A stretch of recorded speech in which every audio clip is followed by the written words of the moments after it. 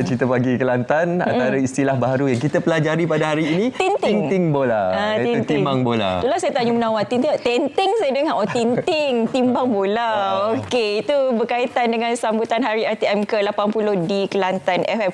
Okey, seterusnya kita nak kongsikan bersama dengan anda. Ini satu topik menarik sebenarnya. Kalau kita lihat sekarang di Munawar, rata-rata ramai juga yang menimbang cahaya mata ataupun zuriat di usia yang agak lewat.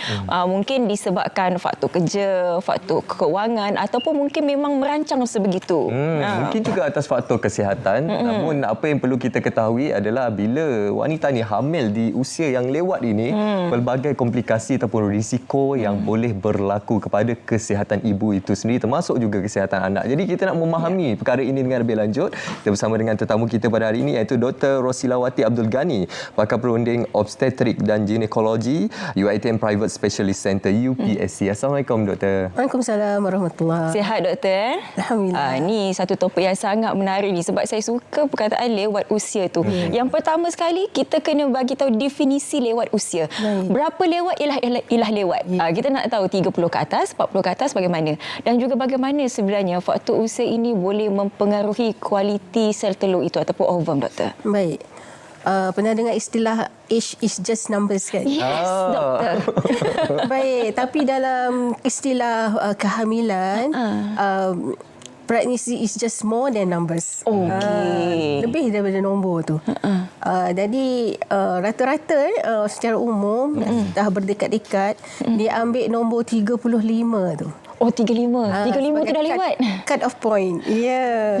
Untuk dikatakan lewat. Okey. Jadi macam mana datang nombor 35 itulah. Itu dah panjang ceritalah. Cuma bila kita dah 35 tahun, kita ada masalah kesuburan. Kita ada masalah kronik. Yang itu mungkinlah faktor utama kenapa nombor 35 itu dipilih. Okey. Kenapa sekarang ni kehamilan di usia yang lewat ni jadi perkara yang sangat biasa. Satunya mungkin dah ditakdirkan kahwin lewat. Betul. Kahwin lewat tu kenapa kan? Belum sampai jodoh, tak sampai jodoh yang sesuai. Pendidikan dia nak pergi sampai PhD ke, nak capai masters ke kan. Lepas tu ni keuangan kan, masa tu career, you nak sampai umur 35 tu kita dah career dah mungkin top of your career already lah. Di puncak kejayaan, peaknya. Puncak kejayaannya.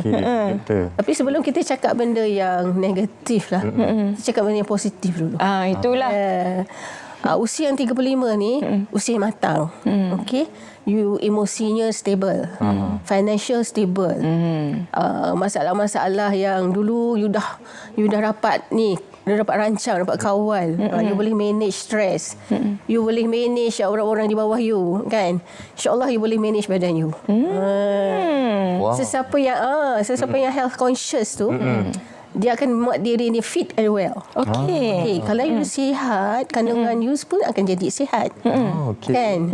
Jadi kadang-kadang manage orang yang berusia 35 tahun yang sihat lebih senang daripada kita manage orang yang 20 tahun yang berpenyakit.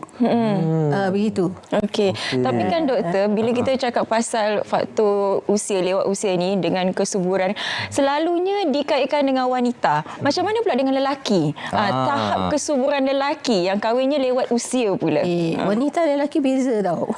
Okey, beza. Wanita kita dilahirkan dengan 2 ovari dan telur tu yang itulah sedia ada yang kita akan habiskan sampai menopause. Okey. Lelaki berbeza. Okey doktor, sebelum doktor menjawab berkenaan lelaki tersebut, kita nak kongsi berkenaan satu infografik, satu perkara yang sangat menarik juga untuk kita bawakan, iaitu selamat bersalin anak kedua pada usia 58 tahun. Inspirasi buat wanita sudah berumur, jangan putus harapan. Bagaimana reaksi doktor berkenaan statement? Siapa yang subur ni? 58 tahun doktor umur. Itu yang saya kata ni, kalau you are fit and well kan, Boleh. Tak ada masalah. Tapi dia kena ada macam ni lah, you kena pemantauan yang lebih rapi berbanding dengan orang-orang yang muda-muda lah kan. Jadi you kena jumpa doktor kerap, and kadang you akan keluar masuk hospital. Gitu untuk memantau keadaan diri you. Berbanding dengan lelaki tadi. Baik. Lelaki pula, dia kilang sperma, kilang lelaki ni 120 hari akan mengeluarkan sperma yang baru. Dan kilang ini tidak akan berhenti selama hayatnya. Lagi masih hidup. Ya, selagi dia sihat dan selagi tidak ada apa-apa yang berlaku pada kilang tersebutlah. So lelaki juga ada juga tempoh menopause. Menopause. Menopause. Tapi dia ada andropause. Yes, ada andropause. Andropause tu hormonal reaction lah. Ada aging process. Yalah, bila bercakap berkenaan anak ni, kadang-kadang kita bercakap berkenaan soal rezeki kan. Ada yang dalam kalangan kawan-kawan kita, orang-orang sekeliling kita yang kahwin awal usia. Ada yang kahwin pada usia 20 tahun tapi yalah belum rezeki lagi berbelas tahun, tak dapat lagi anak tapi dikurniakan rezeki pada lewat usia itu pada 39 tahun sebagai contohnya lah. Okey, kita nak fahamkan kepada masyarakat sekiranya mengandung pada lewat usia ini, apa antara komplikasi-komplikasi risiko kepada ibu dan anak itu yang sering kali berlaku, doktor? Baik. Jadi reality bites lah, okey. Kita tidak boleh mengelak daripada realiti lah. Bila kita dah berusia, telur kita yang ovary tu dia ada kekurangan dari segi kuantiti, dia ada masalah kualiti. Okey, bila ada masalah kuantiti, jadi susah sikit lah nak pregnant tu, agak payah. Tapi tak semestinya begitu ya.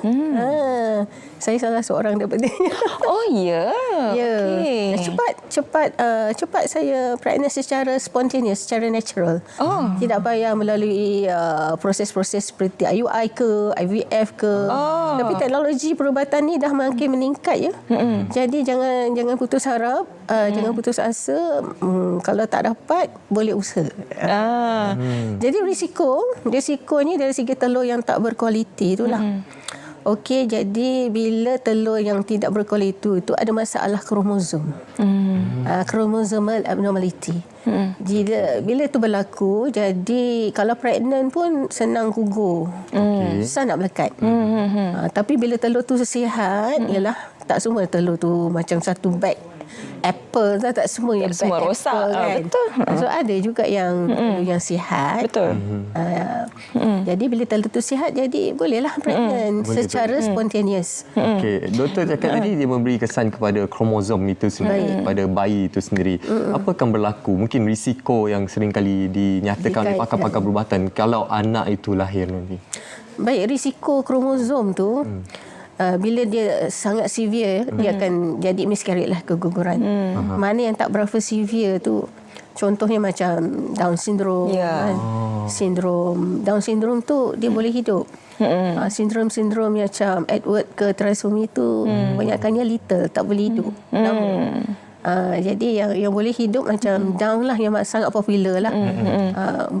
Down syndrome. Jadi ibu-ibu itu bila dia pregnant, sekarang ni kan, sekarang ni kita ada teknologi.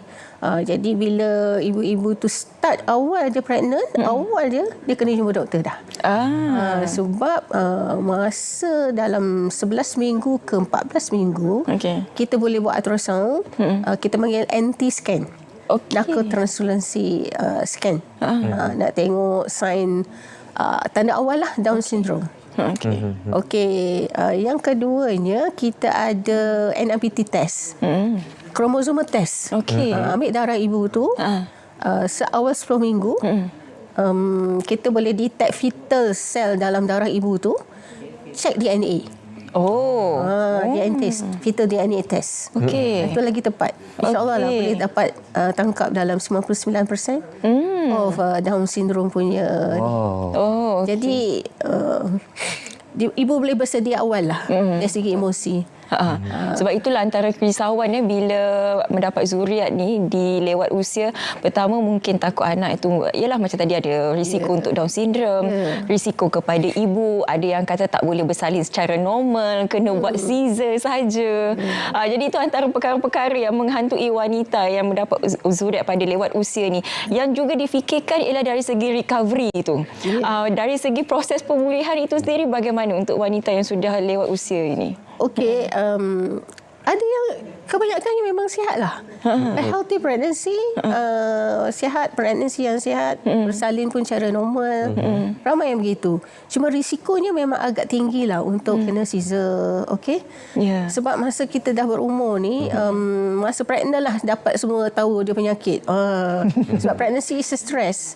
Jadi, timbullah macam kencing manis, darah tinggi, masalah uri, masalah bersalin peramatang. Bila kena diabetik tu ada timbulnya problem baby besar. And then baby, kedudukan baby tak betul. Itu yang ada increase risk untuk cesarean section. Okey. Tapi jangan takut cesarean section sekarang ni bukan sesuatu yang orang kata orang sangat takut macam dulu-dulu kan. Dia punya recovery pun tak adalah teruk sangat macam dulu. Betul. Jadi doktor, kita dah bagi sinar harapan lah kepada wanita dekat luar sana. Jadi kepada mereka yang ingin berusaha untuk mendapatkan zuriat, selain daripada IVF, apa lagi antara alternatif yang ada doktor sekarang ni? Yang tu yang paling top lah, IVF lah. Cara-cara lain tu macam yang kalau telur dia cantik kan, and then salur dia okey, ovary dia okey, boleh try IUI dulu. Kita ada step by step dulu. Step by step kita akan evaluate mana yang sesuai untuk wanita tu lah. Okey. Jadi sekarang ni kita melihat sebenarnya banyak sebenarnya platform dan juga ruang diberikan oleh pihak kerajaan untuk membantu pasangan-pasangan yang belum mendapatkan zuriat ini untuk mendapatkan cahaya mata ini. Yalah, ini sekaligus menjadi dasar kita semua untuk kita meningkatkan kadar populasi kelahiran di Malaysia kan. Jadi doktor, mungkin kita boleh tutup ruangan ini dengan memberikan nasihat kepada pasangan yang mengimpikan cahaya mata ini. Apa persediaan-persediaan yang boleh mereka lakukan khususnya dalam menghadapi situasi ini? Pertama-tama ni sebelum pregnant lagi, you kena plan lah. You have to make yourself bersedia. Kadang-kadang pregnancy ni tiba-tiba je berlaku. Rezeki. Rezeki. Jadi you kena make yourself habit good lifestyle. Okey. Apa makanan yang baik, tidur yang baik, stress management yang baik, exercise jangan lupa. Itu adalah faktor utama untuk kejayaan pregnancy tu. Okey. Pertama-tamanya, kadang-kadang you dah 4 tahun, 5 tahun tak mengandung, you pergi aerobik 3 bulan. Dia tengok. And then you turunkan berat badan sikit. Okay. Itu yang utama yang buat dulu. Kan, pemakanan sihat. Kan, suplemen, amalkan suplemen. Belum kahwin start. Doktor cakap berkaitan suplemen, apa suplemennya doktor antaranya? Salahnya ada konten. Dia mesti ada konten dalam suplemen tu, kena ada konten folic acid. Folic acid lah Apa suplemen, kontennya folic acid. Folic acid ni asas pembinaan DNA, RNA semua tu kan. Ya, betul. Baik. Jadi untuk wanita yang 35 tahun ke bawah, kalau you dah berumah tangga setahun tak dapat, you kena jumpa doktor lah. Okey. Kalau 35 ke 39, 6 bulan je. 6 bulan try tak pregnant, jumpa doktor dah. 6 bulan? Ya. Oh, okey. Kalau yang umur 40, 40 ke atas, pregnant, berumah tangga je, you jumpa doktor dulu. Kalau wanita tu berusia, dia pernah ada history fibroid dengan cyst? Itu lagi lah, kena jumpa doktor dulu sama ada benda itu mengganggu fertility tu. Tak semua mengganggu. Tak semua kan? Okey. Macam fibroid tu kalau kat luar-luar je kan, dia tak mengganggu. Okey. Wah, banyak yang kita Ya, belajar betul. Walaupun dalam tempoh masa yang singkat ni, sebenarnya ianya memberi harapan kepada wanita di luar sana. Seperti mana doktor katakan tadi, ya bukan semua yang nak dapatkan zuriat dilewat usia, tapi mungkin ada beberapa faktor yang penyebab kepada keadaan sebegitu. Tetapi kepada wanita di luar sana yang sekarang ini sedang berjuang untuk mendapatkan zuriat, masih lagi ada sinar harapan untuk anda. Okey, sinar harapan pastinya kita dapatkan sinar harapan penjelasan tersebut daripada pakar-pakar perubatan yang bertauliah. Jangan terlalu mengambil tips-tips daripada bidang-bidang sosial ni. Dan jangan takut fikir nak ada komplikasi, takut anak tu jadi macam mana kan. Bedah tak bedah, jangan fikir. Semuanya okey. Baik. InsyaAllah, kita terima kasih ucapkan kepada Dr. Rosilawati Abdul Ghani, pakar perunding obstetrik dan ginekologi ONG UiTM Private Specialist Center UPSC. Terima kasih doktor. Baik.